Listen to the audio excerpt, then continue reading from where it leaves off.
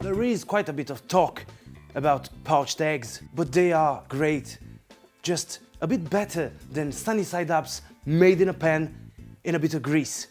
Chefs around the world keep quarreling about whether to put salt or vinegar or both or just one of them in the water for poaching. I do enjoy poached eggs because you can use them in so many ways. Eggs Benedict, œufs Florentine, there are so many ways to put them on the plate and enjoy them with a really runny yolk inside. Now I'll show you how world-class chefs taught me how to make them.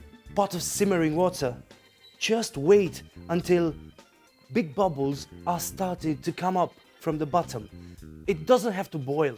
You need those bubbles to help your egg raise up from the bottom of the pot.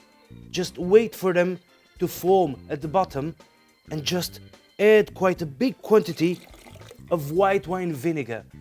How much vinegar? Enough to taste it in the water. Meanwhile, break your eggs individually in 3 little bowls or ramekins.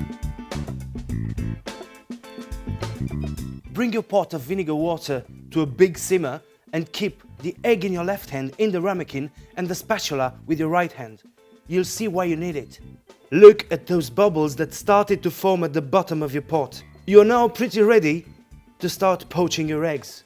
With the spatula in your right hand, just give the water a little motion that will help the egg white get around the yolk and then easily put your egg into the water.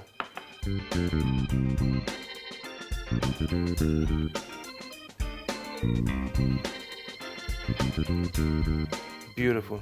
The motion of the water will help all the egg whites get around the yolk and cook before the yolk.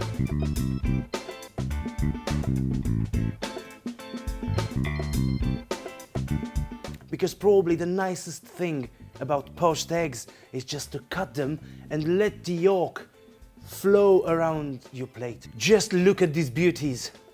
As I told you, the big effect on the table is to cut them and let the yolk spread all around the plate, pouring on the other ingredients you are serving them with.